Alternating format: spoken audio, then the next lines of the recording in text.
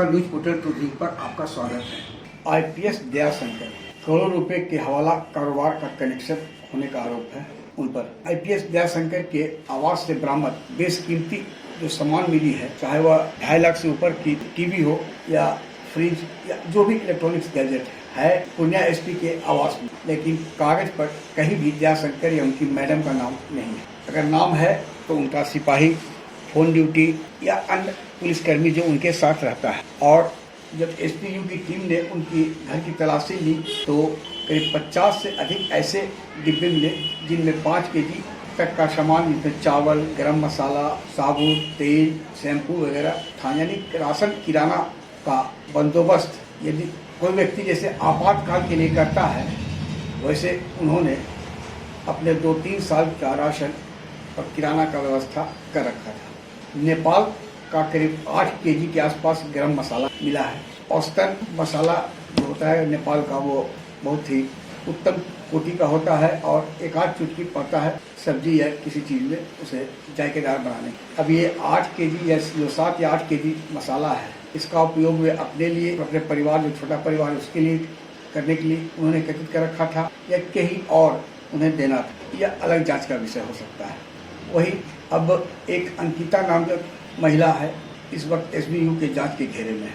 उसे कई बार रकम दी गई, इसके माध्यम से रकम ली गई है, ये दी गई है। और ऐसा माना जाता है कि जो बिल्डर है, जिनके संपर्क में थे और जिनके अपार्टमेंट में 2 फ्लैट इनके और इनकी पत्नी के नाम से है, उनका पूना में भी काफी बड़ा कारोबार है। तो संभवतः वो अंकिता वह है या कोई और है, इसका भी पता एसबीयू लगा रही है। इसके लिए इनका डाटा एनालिसिस जो है इतने मोबाइल्स है उसका किया जा रहा है सॉफ्टवेयर से, ताकि कौन कौन इनके संपर्क में थे और क्या क्या बात हुआ था। बहुत से ऐसे व्हाट्सएप मैसेज डिलीट कर दिया गया है, लेकिन एसबीयू के सूत्रों का कहना है कि इस संबंध में एडीजी ने हसनैन खां के निर्देश पर कई विषयों के जानकार की एक एसआईटी गठित की गई है, जिसमें सीए के अलावा कंप्यूटर इंजीनियर्स और अन्य अधिकारियों को रखा गया है। उनका जो सिपाही था, जिसके घर को दोबारा जब खोला गया तो वहाँ 4 ऐसे मोबाइल मिले थे जो काफ़ी कीमती हैं।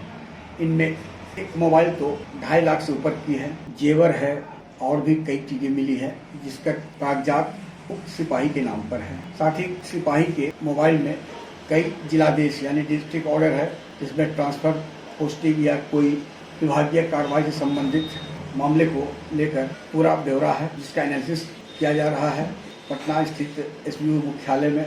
और जो करीब 67 लाख रुपया का इंटीरियर डेकोरेशन पटना स्थित फ्लैट में आईपीएस दयाशंकर के आवास पर किया गया है, उसकी रसीद जो खर्च किया गया है वो पूना के एक व्यक्ति के फर्म का है। या जनरली कोई होता यह है कि कोई भी अधिकारी यदि नीयत सही है तो वो बिहार के ही किसी या जहाँ पर स्थापित है आसपास के इलाके के जानकार लोगों के माध्यम से इंटीरियर डेकोरेशन कराएंगे तो शायद उन्हें कुछ प्रतिशत राहत मिलने की उम्मीद होगी। लेकिन पूना जैसे स्थान से इंटीरियर डेकोरेटर को बुलाकर घर को सजवाने के पीछे क्या कारण है और इससे संबंधित जो दस्तावेज था वह दयाशंकर जी के पास नहीं मिला, वो भी मिला इनके चहेते कर्मियों के पास से। इतना तय है कि और आश्चर्य की बात है, जो एक इनके यहाँ जो स्कूटी भी मिली है वो भी चपरासी के नाम से, रसीद इनके घर पर नहीं दूसरे घर से मिली। यानी वाहन से लेकर, खरीदारी से लेकर जो भी सामान था बरामद या जो हवाला के जरिए हो रहा है वो करोड़ों रुपये का है, लेकिन कहीं पर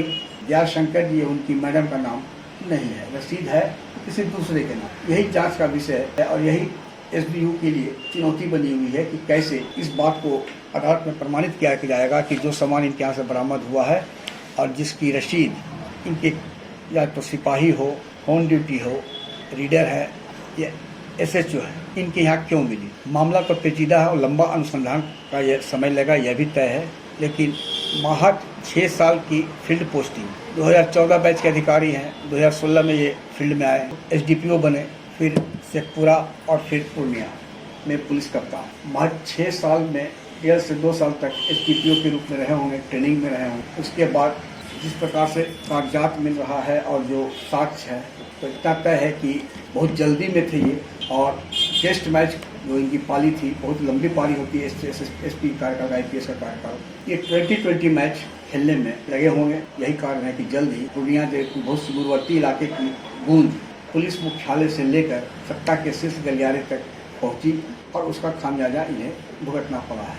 लेकिन एक सवाल जो जहन में पुलिसकर्मियों के बीच भी है कि आखिर पुलिस ही क्यों टारगेट में है? क्या सिविल सर्विस के लोग बिहार में सभी ईमानदार हैं? सबसे भ्रष्ट महकमा पुलिस महकमा है। आप एक सीओ, एसडीओ, एडीएम से लेकर जिला में जो पदस्थापित डीएम हैं, इनकी अगर संपत्ति खंगाली जाए अमूमन, तो शायद जांच एजेंसी को भी शर्म आएगी इस बात को लेकर कि जितना पुलिस महकमा का पूरा को भी जोड़ दे। तो बिहार में ऐसे चर्चित आईएएस हैं, सुविख्यात हैं, जो कभी एक दिन के लिए भी फील्ड से नहीं हटे। नौकरी में आए, एसडीओ हैं, फिर डीडीसी, फिर डीएम और कई विभाग के सचिव। एक दिन भी उनकी पदस्थापना गैर फील्ड यानी नन फील्ड में नहीं हुई। और ऐसे अधिकारी और के अलावे कई ऐसे नाक के बाल भी हैं सरकार के, हुक्मरान के, जहां शायद ही छापा पड़ सके। और ऐसे अधिकारियों पर यदि छापा पड़ेगी भी तो केंद्रीय एजेंसी की है, चाहे वो इनकम टैक्स हो, सीबीआई हो या ईडी।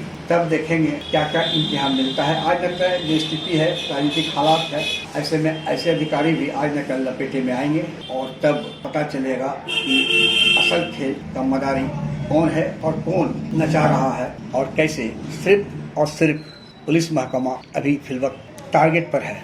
आग्रह है कि इस वीडियो के लिंक को लाइक, शेयर, सब्सक्राइब अवश्य करें। धन्यवाद, नमस्कार।